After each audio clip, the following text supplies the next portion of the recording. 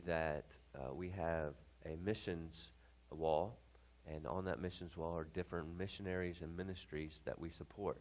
Those we call our foreign missionaries and ministries. We also support local missions and ministries. And so the way it generally works here at our church is we do not have a missions week or a missions emphasis during the year.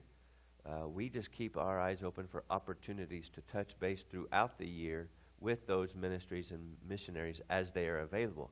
Because we could have a missions week every annual October, and they just may not be available. And so we find it works well. So in just a few moments, Jessica Hogan is going to come and share with us. And I want you to give her your attention. But let me just share with you how mission support works in our church. Because we support so many, as of right now, designated missions monies are not enough to meet the goals that we have set. So therefore, we take money out of the general treasury, and that's how we do it. And if we have to continue to do it that way, that's okay. But it means that if you ever designate missions money, it will go to missions. Every single penny that you give on any given Sunday will go to one of our missions and ministry designations. Then on Sundays like this, when we have special guests in, you have an opportunity then to either sign up to be one of their monthly sponsors or give in a love offering or both. And so that's how we support missions here at our church. So a little bit later after Jessica shares, and she'll tell you all about the ministry and where she's from and what's going on, we're going to have a love offering. And but we encourage you any Sunday to give money toward missions, and we will continue to meet the promises and the goals that we have set. So, Jessica, where did you go? Oh, there she is. All right. Come on up and share with us, and give her your undivided attention.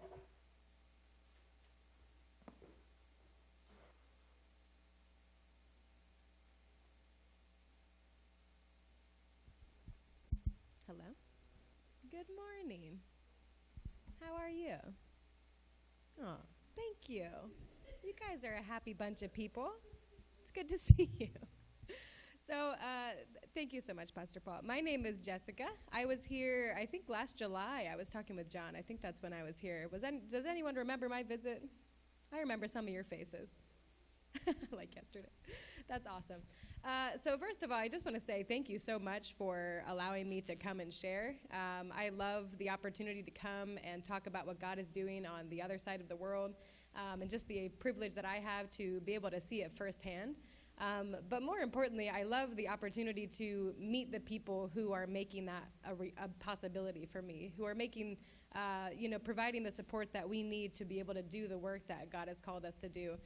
I hope that you never underestimate the power that you guys have, that God has given you through your prayers and through your support that you send around the world. That is such a powerful thing. Like you're literally funding the work of God. And I know it can seem like not a big deal when you're here in Bryant, Indiana, and you hear all these places and all these random names that you might not even know. But I just want to make sure that you guys know that God is moving through you. God has caused a lot of things to happen because of your faithfulness and your support. And so me personally, I just want to take a minute to say thank you so much for supporting me as a church. Thank you for your prayers. Thank you for your encouragement. We really do feel them. I really just every single month, every week even, I think of you guys as I'm doing the work in Uganda, and I'm just so thankful to have this entire church body behind me, supporting me, and believing what God is doing in Uganda. So thank you guys so much. It's been a very eventful year. I'm going to talk mostly about the organization I work for, which is Petra Zoe. You can put, there we go. Oh, it's there. That's great. Petra Zoe Initiative. I moved there to Uganda last October. So this was my first year in Uganda. I had previously worked in Honduras, which is how I got connected with John McFarland and all of you guys, which is awesome. So yeah, I moved to Uganda about a week before my sister got married. She had been in Uganda for 3 years by then, had met a Ugandan man, fallen in love, and then they got married last year. We all moved into a house together, which some people think is funny, and it is funny. Let me tell you, being the first-hand witness to the first year of someone's marriage in the same house it's been a blessing, first of all. I've decided I'm going to write a book of all the funny stories that happens during the first year of someone's marriage. I've learned a lot. I've gained a lot of wisdom for when I get married. I think the book, I'm going to call it Half the Rent, Double the Fun, living with my sister and brother-in-law. So yeah, it's been a very interesting year from the very beginning. That's how my time got started in Uganda. But to just take a step back to remind everyone why I went, Petra Zoe is an organization that was founded by a Ugandan woman. Her name is Hannah. She's now my very close friend, basically my sister. We spend a lot of time together. She was challenged by her pastor at her church there in Uganda, which I now also attend and serve. I'm also kind of one of the pastors. They call me pastor, but I don't know. Anyway, so I'll also be doing a little preaching this morning as well. Hope you guys don't mind. So she was challenged by her pastor about 4 years ago to find something in her community that annoyed her, that bothered her, and then to do something about it. And so one day she was at the hair salon getting their hair done, and she was noticing all of these youth, these young people who they weren't studying, they weren't going to school, they weren't working, they were just wasting their lives, they were getting into trouble. Some were involved in prostitution, some were being paid by political leaders to go and cause trouble in different places and do crimes, and it was just a mess. And that really annoyed her. So she was like, I'm going to do something with these youth. And that's how Petra Zoe got started. Petra Zoe, it's two Greek words. Petros is from the Greek word Peter, or the rock, when Jesus was telling Peter, on this rock I will build my church. And then Zoe is a Greek word that means life, from John 10:10, where Jesus says, I've come that you may have life and have it in abundance. So those are kind of two words that Hannah and now all of us want to speak over the youth of Uganda. Uganda is a very, very young country. About, I think, 75% of the population is under the age of 30. So there's a lot of young people, a lot of teenagers. And so this is the word that we are speaking over that generation, that they will be the rock that Uganda is built upon, and that the church of Uganda is built upon, and that they will not just live but have an abundant life that Jesus is offering to them. So that's kind of the background of Petra Zoe. Before COVID, there's kind of like a clear dividing line. I think everyone kind of has that. Before COVID, Petra Zoe was a weekly outreach program where they would go out to 3 different communities once a week and kind of mentor the kids. They would have fun activities like boxing, dancing, music, things like that. And then they would also share, a devotion with them. They would mentor them, even teach them business classes so that they could be earning some money for themselves. And then they would also have a vocational institute where our youth could sign up to learn how to make shoes, or learn how to do hair, have their own hair salon, or how to make bags or make products that they could sell. Actually, I have a table set up out there of products that our students have made, and that's one of the ways that Petra Zoe earns money. We pay them for their labor, and then any profit above and beyond that goes right back into Petra Zoe's programs. So if you're interested, take a look. They're really cute. So that was kind of what was going on at Petra Zoe, this vocational school and the outreach program. Then COVID happened, and you would think that would have slowed things down. I think you can go to the next slide. It doesn't say much, but there's a cool picture. You would think that everything would kind of be shut down because Uganda, they completely closed all of the schools, like our vocational school, and they closed all of the big gatherings. Like, we weren't able to gather at all, which is our outreach program. So basically everything we were doing, we were no longer allowed to do. So we were like, this is all before I got there. And so they kind of had to get creative with how they were reaching out to the youth, because they didn't want them to fall away or get involved in other things, especially because now there was really, really nowhere for them to go. They weren't able to go anywhere, like public and private transportation was suspended, so you weren't even allowed to drive your own car. You were just literally stuck in your community. So it was really intense there in Uganda. Instead of slowing down, though, God somehow sped us up. And I think you can go to the next slide. I don't know how well you can read that, but it's mostly for me to reference. Our programs have basically exploded this in 2020 and then in 2021. And I'm just going to go over briefly kind of the new strategy that we have adopted as Petra Zoe. Instead of just doing a weekly outreach program and a vocational school, we now have kind of like three main groups, three main strategies for reaching the youth in every way that we can think of, basically to eliminate all obstacles that a young person would have to living a successful, healthy life that Jesus is wanting for them. So we're hoping that when all of these programs are thriving at their best, that a youth who goes through them will grow up to be very successful, will grow up knowing their identity in Christ, and they'll be able to kind of break that cycle of poverty, of crime that has been going on in Uganda for generations. So the first kind of program is the outreach program. That's where we're working in the communities. Instead of our weekly outreach program, we realized, like, okay, being in the youth's lives for once a week, it's not enough. Like, there are plenty of other influences that are in their face, like, every single day that aren't really what they should be looking at. So we decided to change our approach to creating youth centers instead. So these youth centers, we have one currently in a community that's open every single day. And the youth know they can come. There's always going to be activities. That's where they can learn their boxing, their football, dancing, really anything. We want to even get like pool tables and fun games for them to play because they know that at the Petra Zoe Youth Center, they can't say bad language, they can't listen to bad music, they can't drink, they can't do drugs. But we have the things they want to do. And so they kind of have to weigh their options and decide, do I want to go to the ghetto and do drugs, or do I want to go play pool? And a lot of them, like hundreds of them, are deciding to come to our center every single day and just do these fun activities and learn about Jesus while they're there. So we found really, really big impact at our youth center, and we're hoping to expand to other youth centers as we grow. The talent development, that's also the athletics and everything like that. And then we also have a charity club, which was founded by one of our youth in our program. This also had been going on for a while. But basically, they just every week, once or twice a week, they meet, they go out into the community, they find out who is in need, especially with health and hygiene things, like making sure people have latrines, they have nice places to use the bathroom, they have healthy ways to distribute the rain, because sometimes there was flooding.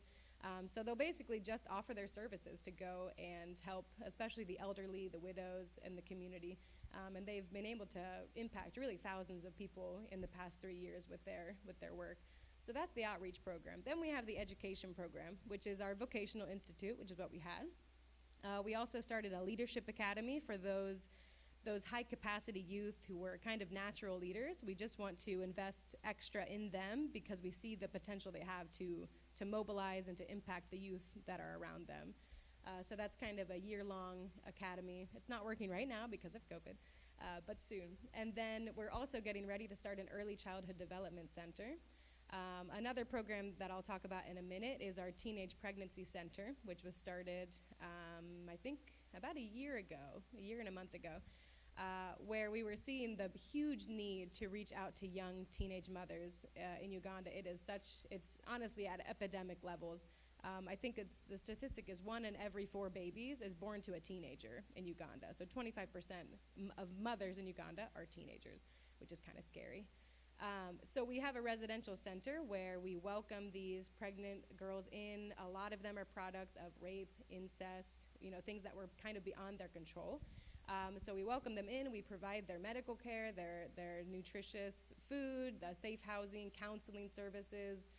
They are enrolled in our vocational institute, so they learn a skill while they're with us. And we walk with them through their birth up to a year after they give birth to their babies. We're getting ready to kind of resettle our first generation of teen moms, which is kind of a challenge of figuring out how do we help them get back into the community, back into normal life without them falling back into the same situation that they were in. So it's a bit of a challenge, and while we're figuring that out, their babies are growing. And now we have about 17 babies, and some of them are already over 1 year old, depending on when they came into our program. So it's at the point where we really need to do something with them, with these babies. They can't just be kind of chilling out with their mom anymore. They're running around looking for things to do.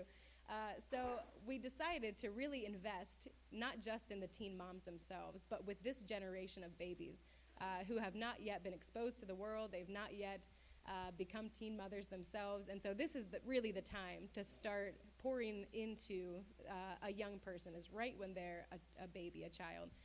So our plan is to start constructing a center, a facility that will serve as housing for the teen moms, but also a child care center that will be an early childhood development center. So hopefully that's going to be constructed next year, but that's like a whole other story for another time. But yeah, be praying. And then the final kind of strategy is a family intervention program. And that's what I came to share about with you guys last year. This is where my heart really is. We were seeing so much growth and so much impact in the youth. We were seeing a lot of transformation in the programs that we were having, the outreach programs, the Vocational Institute.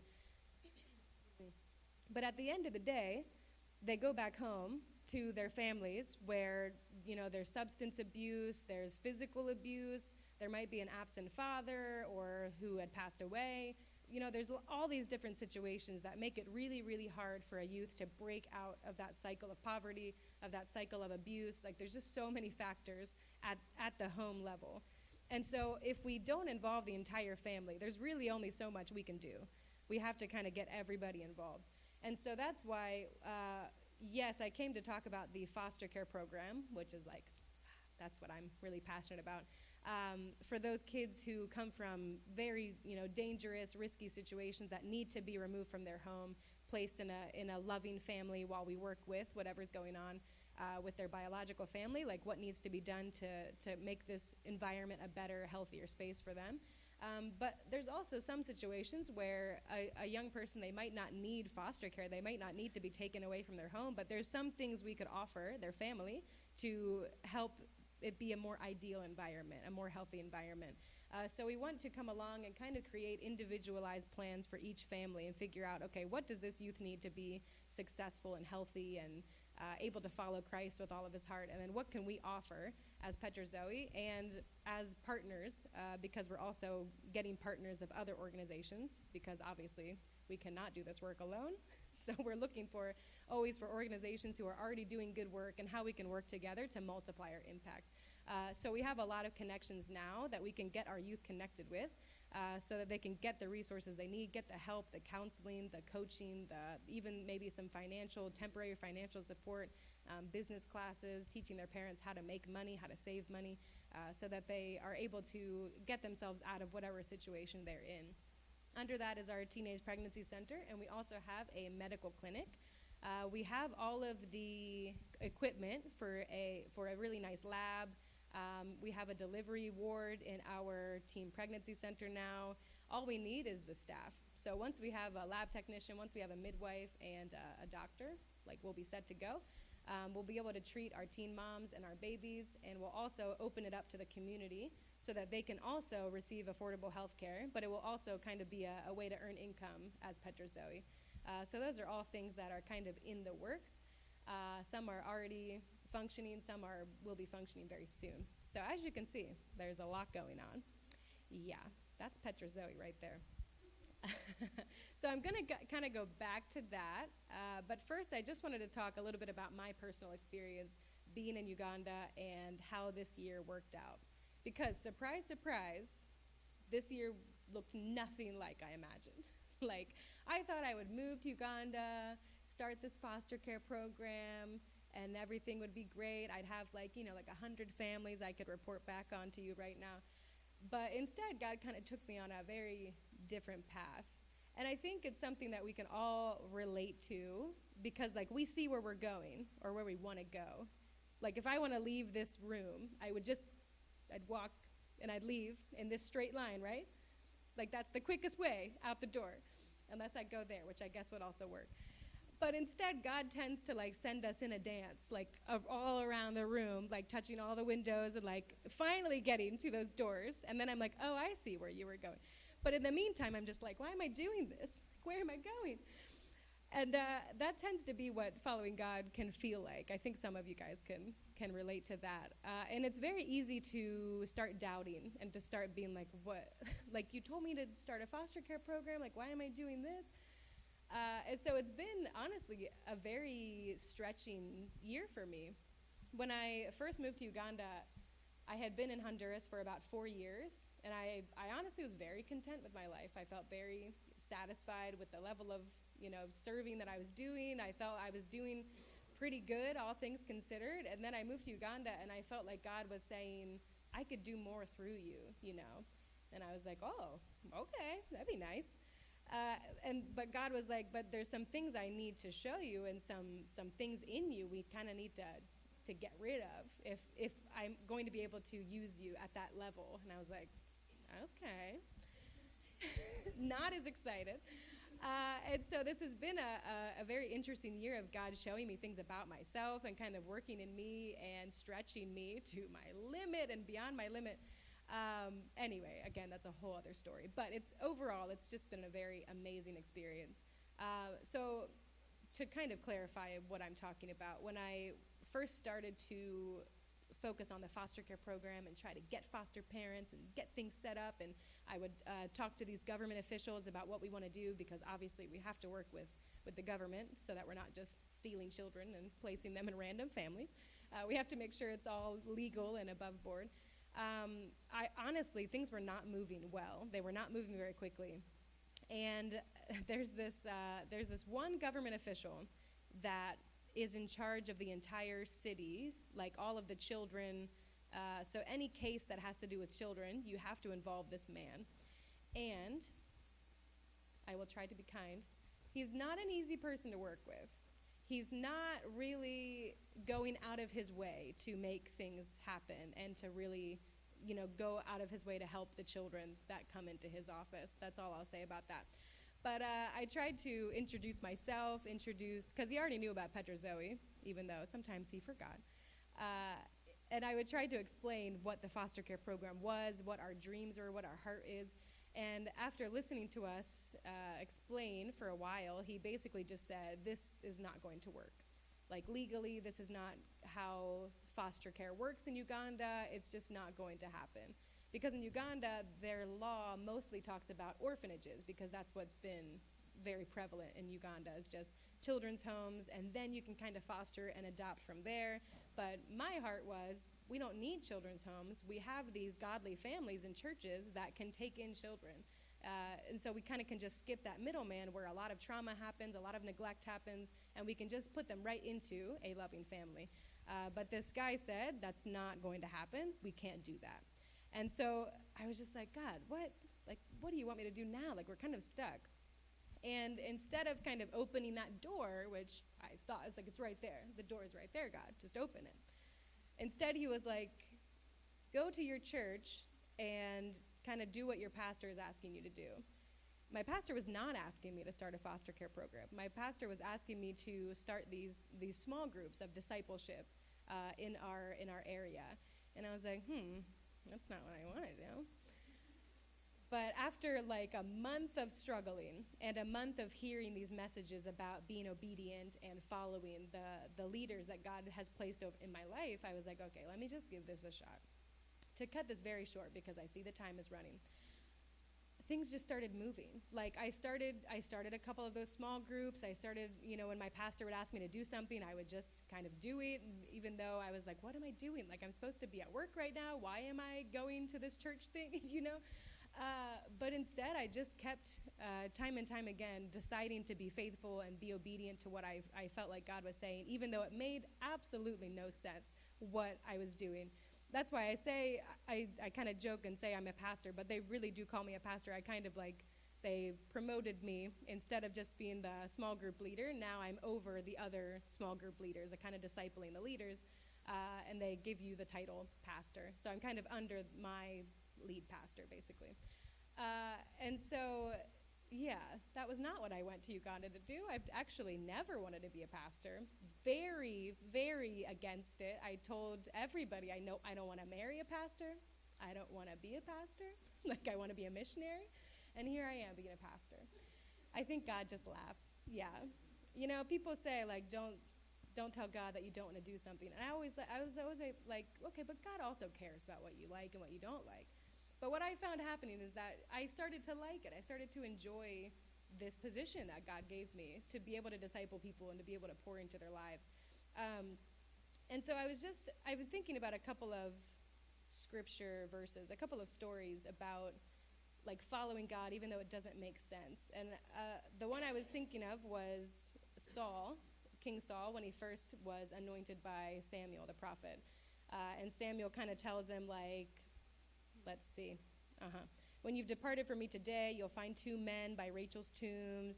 This is what they're going to say to you. Then you're going to go find this tree, and you're going to see these men, one's carrying goats. So I was just thinking, like, what does that have to do with anything? Any of that? Saul could have been like, well, that's weird. Why do I have to do all that to be king? Like, why do I have to go and talk to all these people? But instead, he was obedient, and he did exactly what Samuel asked him to do, and God gave him the kingdom. And then I think about this other story of, I don't know how to say it, but it's Naaman, one of those, you know what I mean. It's in 2 Kings, and he was a commander of an army, and he had leprosy. And Elisha told him to go bathe, I think, in the Jordan 7 times. And this guy, instead of being like, okay, let's do it, like this is a prophet, he was just like, I thought he was going to wave his hands around and heal me. And the Jordan isn't even a good body of water. Like, there's better water out there. And so he kind of complains, and then everyone's like, what are you doing? Like, this is Elisha. And eventually he does go bathe in the Jordan. He gets healed. But I'm just like, how often do we do that? How often does God ask us to do something or go somewhere, and we're just like, but that's not even the best thing I could be doing right now? Like, how many more people could I be impacting if I had a thriving foster care program? But instead, I'm with these small groups, leading them. I could easily get into that line of thinking. But instead, when you're faithful and obedient, God kind of opens the huge gate that was behind that tiny door that you were looking at. And all of a sudden, things are just working so easily and so well. So I'm going to end today just by showing you what I mean by that. We were just, all of us at Petra Zoe were just obedient, just willing to do, whatever God was calling us to do, and it looked really weird. Like, there was a lot of times we were like, what are we doing? We ended up being connected with this organization that is just now starting. It's an organization started by a family in Texas who had lived in Uganda for a while. Now they're in Texas. They adopted a couple of girls from Uganda who were sexually violated. One was by her father and her uncle, and there was never any justice. She ran away when she was 10 from her home. She reported them to the police. The uncle was arrested, but then the grandmother came, paid the police a bribe. The uncle went free. So eventually this girl was connected with this American couple. They fostered her, then adopted her, brought her to the States. Now she feels called to start an organization that is fighting for justice for these girls in Uganda that are just like her. So somehow they got connected with us at Petra Zoe, and they asked us to be partners with them so that we can be fighting together. And so I don't know why, but we said yes. We tend to say yes a lot. It gets us into these situations. So long story short, we have been working with them for a couple months. We've already started pursuing a couple of cases that have been reported to us, and there is one perpetrator who is still in jail, and his case is actually being pursued, which is great because sometimes these convictions don't happen until like 10 years later, which is insane. But anyway, won't go down that hole. And so the day before I flew here to the States, we had this huge launch event for this partnership where we invited all of these government officials. Like, we wanted to make noise and let Uganda know, like, we're coming for you. Like, we're not going to be okay with this anymore. What's happening? So this guy in Texas, he's even friends with, like, this famous celebrity, like, singer in Uganda. So he invited his friend to come sing. And, like, you should have seen people. Like, they were freaking out, like, this celebrity was here. So it was, like, a big deal. And so the event went really well. And the day after the event, there was this person there. So I told you about the guy at the city who said this foster care program would never happen, right? So the head of his like office on the national level was at our event, who's basically like not just his boss, but like his boss's boss, like this big guy. They call us the next day. We didn't call them. They called us and said, we want to partner with Petra Zoe. Send us this information of what you guys are doing. So all of the sudden, yeah, you can clap. It's amazing. I was clapping. Thank you. Like, when in the world would I have ever gotten that guy's number and told him about Petrozoe and asked him for help at the foster care program? Like, there was no way. He was unreachable to me. But because we went on all these weird twists and turns this year, God opened that door. And now things are going to be so much easier when I get back to Uganda and we start pursuing this foster care program again. So it's just incredible to see how faithful he is when you are faithful with what he gives you. So I want to encourage you guys, if you feel like God is calling you to do something weird or something that you maybe didn't plan on doing, like, trust me, it's a better plan than what you could have ever imagined for your own life. Even being here in the States right now, I wasn't supposed to be here. My sister and I, we were just here fundraising in July, so I wasn't really planning on being back this soon. However, with all of these programs, like I said, before COVID, we were kind of like 2 or 3 activities. Now we're all of that. So our programs have kind of exploded, but our monthly giving has kind of stayed the same since before COVID. So there came a time where Hannah, the director, the founder, she was like, Jessica, I really think I need to send you back so that you can be fundraising again, because when you guys were in the States, like telling people about the story and getting new partners, like that's when things were really moving. So I, again, didn't really want to come, honestly. Like, my home is in Uganda. I had stuff to do there. But instead I was like, okay, like, God, if this is where you're wanting me, and if this is, what I am supposed to be doing right now, then okay, I'm ready. So now I'm here. I've been in the States just for about a week, actually. Flew in what's today, Sunday? Flew in last Saturday. Yeah, so finally recovered from jet lag, so that's good. And I'm just going to be here for the next few months, sharing these stories, inviting people to become monthly donors so that we can realize all of these dreams, all of these plans that God has placed on our hearts and has now made available to us through these connections that we have. So this is a very, very exciting time to come on board as a Petrozoe partner. So if you guys want to hear more about it, if you want to become a monthly donor, if you want to give a gift, if you want to buy one of the products that I've laid out there as a way to support, as a Christmas present maybe, then I'll be in the back there. You can talk to me more about it. I would love to share more stories because I'm only scratching the surface of just God's faithfulness through this year. So I'm going to hand back the mic back to the pastor. Thank you so much, and I'll see you out there after. Thank you.